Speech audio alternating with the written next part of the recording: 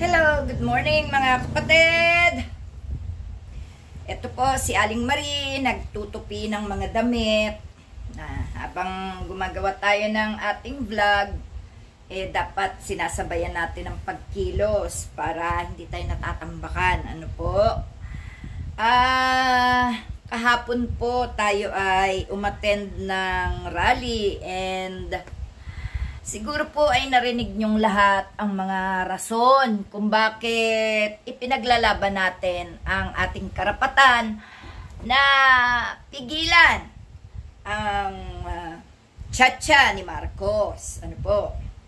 Sa mga talumpati po ng ating mga kapatid na talaga namang may katotohanan ang lahat ng kanilang mga sinabi. Gaya ni Attorney Leila de Lima, ni Attorney Lucky Espiritu, ni Attorney Nery Colmenares, no? Alam nyo mga kapatid, lahat ng sinabi nila ay may katotohanan. At totoo po na kahit tayong mga pangkaraniwang tao lang, katulad nila, alam din natin nasa psycho din natin, naiisip din natin, naaanalisa din natin kung ano ang pakay ni Marcos sa pagbabago or sa pag-aamyenda ng konstitusyon. Di po ba? Para sa akin po, ang ginagawa pong ito ni Marcos ay isang pagiging makasarili at pagiging diktador. At hindi na po ito nag-iba sa kanyang ama. Talagang minana ni Marcos ang kanyang ama at ipinagpapatuloy niya ang mga bagay na hindi lahat ay nagampanan ng ama nung siya'y nakaupo sapagkat napatalsik nga po sila. Pero nangyari po ang sila ay magtagal sa posisyon. Umabot ng 2 dekada mahigit. At sa pamamagitan ng martial law ay naipagpatuloy nila ang kanilang mga kalokohan sa bansa. Alam niyo mga kapatid, marami pa rin po ang bulag. Marami pa rin ang tumutuligsa sa amin na nakikipaglaban. Subalit, yan po ay hanggang dyan na lang po sila. Dahil ang atin pong pakikipaglaban kailanman ay hindi mawawala hanggat nandyan ang mga pasaway. Ano po? At sa ginagawa pong ito ng mga nakaupo, itong tsa-tsa na kanilang itinatatag, ay talagang pansarili lang nila itong agenda. No? Personal interest lang po nila ang gustong manaig. Sapagkat hindi naman po talaga swak sa taong bayan ito. No? Darating po ang araw na kung yan ay maipatutupad nila, wala na po tayong kalaban-laban. Sa akin pong pananaw, ang People's Power movement po, no? Ang People's Power movement ay isa sa pagpuprotekta ng ating karapatan at kalayaan. At marami po ang nakakaintindi kung kaya't sila'y nakikiisa. Po. Alam nyo, kung wala ang ating mga kababayan, no? Kung hindi nila yan alam, ay hindi sila sasama sa mga ganitong pagkilos. Alam ng ating mga kababayan ang kahihinatnan kung kaya't sila ay nakikiisa. At sana po ay manatili tayong nagkakaisa. Sapagkat kung hindi tayo magkakaisa, ay talagang tayo'y tatapak-tapakan at aapihin ng mga nakaupong ito at patuloy na gagawing mangmang ang iba nating kababayan. Sana yung iba nating kababayan matauhan sila, no? At huwag pumayag na sila'y ginagawang mangmang ng kanilang mga iniidolo. Ang pag-idolo po ay dapat nasa tamang sitwasyon, nasa tamang tao at nasa tamang estado ng bansa, no? Ng gobyerno. Alam nyo, masarap yung may iniidolo ka pero dapat magpakatalino ka. kailangan mas matalino ka sa iiduluhin mo. Dahil kung mas matalino ka sa iyong iniidolo, hindi niya magagawang ikaw ay lukuhin. Ano po? Sapagkat ang isang idolo, iniidolo mo yan sa nakikita mo lang at sa naririnig mo lang. Pero, kung iisipin mo, ikaw dapat ang iniidolo ng idolo mo. Dahil ikaw ang magtuturo sa kanya kung tama o mali ang kanyang ginagawa. No? Itong mga umiidolong to kay Marcos at kay Duterte, ito yung talagang mga kulang sa kaalaman. Talo sila ni Marcos at Duterte kasi nagagawa silang mangmang, nagagawa silang mga tanga. Pero tayo, na hindi kayang tangahin at hindi kayang gawing mangmang, yan po ang nakakatuwa dahil malamang humahanga din sila sa pagbanat natin sa kanilang mga mali. Di po ba? Kasi hindi sila natatauhan kung hindi sila tinatamaan.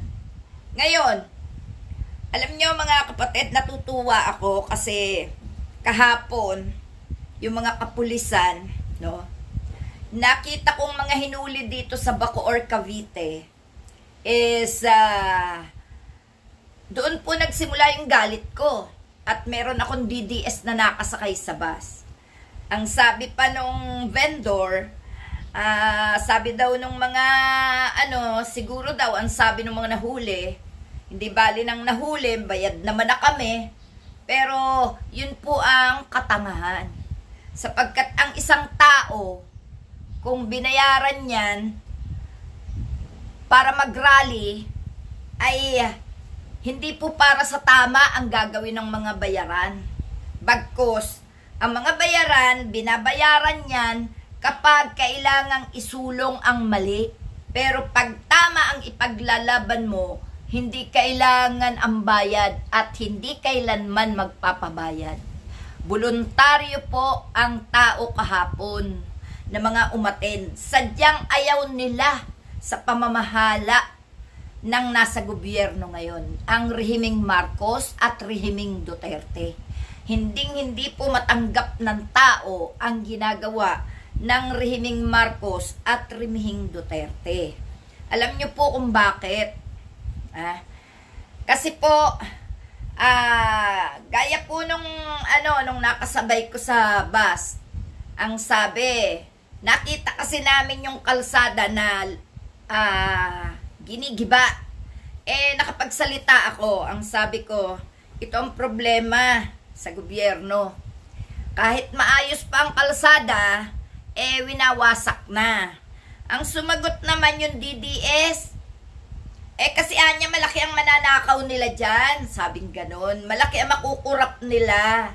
Ngayon, ito anya talagang pamamahala ngayon ni Marcos ang kasumpa-sumpa, sabi nung DDS pala yun. Akala ko kakampi natin, DDS pala.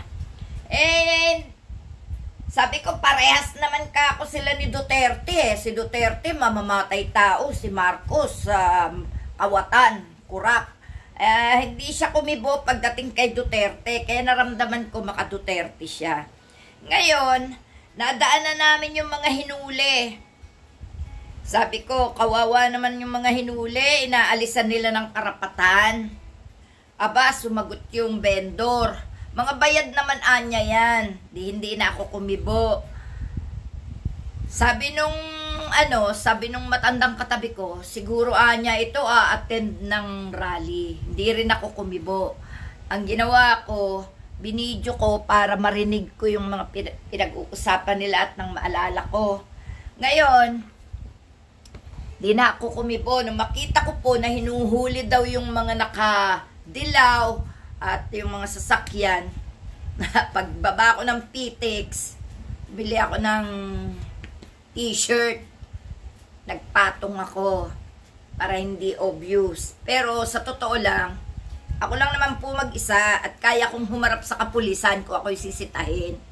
Kasi Simple lang naman nasasabihin ko sa kapulisan. Anong violation ko at ako'y hinuhuli mo? Anong problema mo?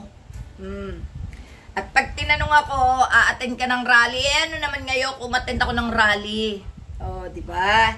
Pag sinabi niyang wag mo nang ituloy, ay bakit sino ka para pumigil sa akin? Karapatan ko ito. Karapatan ko ito at ikaw ay may karapatan din. Pero hindi mo karapatang ako'y pigilan sapagkat ito'y karapatan ko na ipagtanggol ko ang sarili ko, ipagtanggol ko ang bayan, at ipagtanggol ko ang tama. Yan.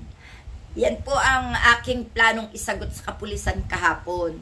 Kung ikay may karapatang manghuli, meron ka dapat pinanghahawakan kung anong violation isang tao. Pero ako, pinanghahawakan ko dito yung karapatan ko, yung human rights ko, yung freedom of speech ko, yung kailangan kong i-voice out sa gobyerno. Kasi kung walang katiwalian, walang nagrarally sa kalsada. Walang aktivista, walang ralista kung ang mga nakaupo ay may matinong ginagawa sa gobyerno.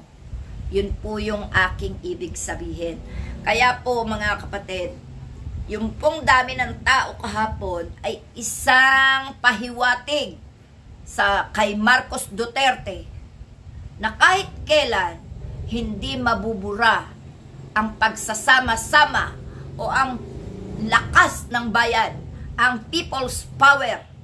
Hindi yan mabubura at ang kasaysayan ay babalik at babalik kung ipagpapatuloy nila ang mga bagay na ayaw ng mamamayan. Ang pagnanakaw, ang pagpatay, ang gutom, ang kasinungalingan, ang panlilinlang, ang pagiging diktador, ang kawalan ng proteksyon, ang kawalan ng kaligtasan ng mamamayang Pilipino ang ipinaglalaban natin dito. Kung hindi ka matatauhan, Marcos, sa nakita mo kahapon na dami ng tao, meron pa sa Luneta, meron sa kung saan saang sulok ng Manila, magkakasama-samang muli iyan. Kung hindi mo babaguhin ang iyong pananaw, huwag mo nang manahin ang iyong ama, sapagkat sa ginawa ng ama't ina mo, naranasan nyo ang ipatapon ng sambayanang Pilipino. Kung mahal mo ang iyong tungkulin, gampanan mo ng tama para sa bayan. Kung ayaw nyo ng rally at mga aktivista, tigilan nyo ang paggawa ng mali sa pamahalaan. Yan lang ang maipapayo ko sa inyo. Sapagkat kapag may katiwalian, may rally at aktivista sa inyong daraanan. Salamat po. Okay.